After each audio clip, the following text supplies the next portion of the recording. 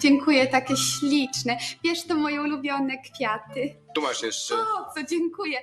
No czuj się jak u siebie w domu. Musisz jeszcze poczekać chwileczkę. Jestem tak niezupełnie gotowa, że tak wcześnie przyszedłeś. Tak?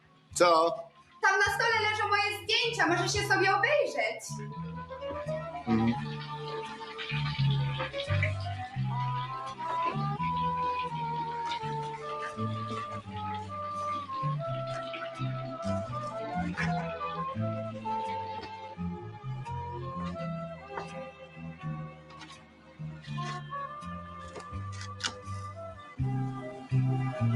Staszek? Staszek, strasznie cię przepraszam, ale czy mógłbyś mnie przepchnąć w wannę? Ależ ty jesteś silny.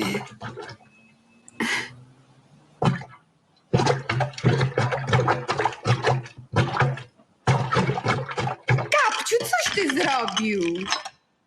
No, szczęśliwie to był tylko szampon, a przy okazji umyłeś sobie głowę. No, idziemy do teatru. Do teatru? Po co? No, Stasiu, przecież ja pracuję w teatrze.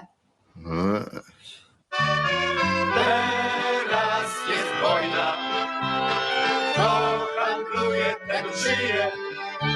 Jak sprzedam na szatkę słoninę, romankę, to jutro się też napije. Spod serca kap, kap, słonina i schab, salceson i 2 balerony. Widzisz, synku? Tak wygląda baleron. Aha.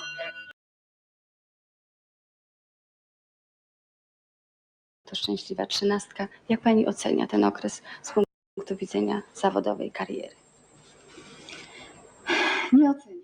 Prawdę mówiąc, nic mnie to w tej chwili nie obchodzi. Przepraszam, że tak mówię, ale rzeczywiście własna osoba jakoś nic mnie teraz nie obchodzi. Dzieje się tyle wspaniałych rzeczy i fascynujących, ta nasza codzienność jest frapująca i prawdę mówiąc, po 13 latach zazdroszczę pani.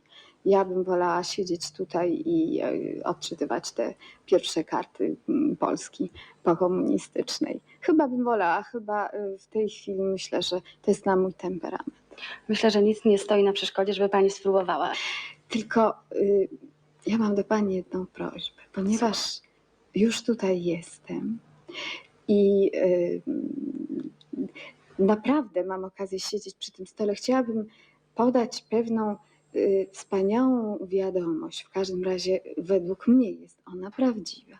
Czy pani pozwoli, że ja się zabawię w panią? Tak, Bardzo proszę. Dobrze. Ale możemy nie zamieniać się krzesłami. Nie, możemy. Proszę bardzo. Otóż oczywiście. gdybym była na tym miejscu, powiedziałabym tak, proszę państwa, 4 czerwca 1989 roku skończył się w Polsce komunizm.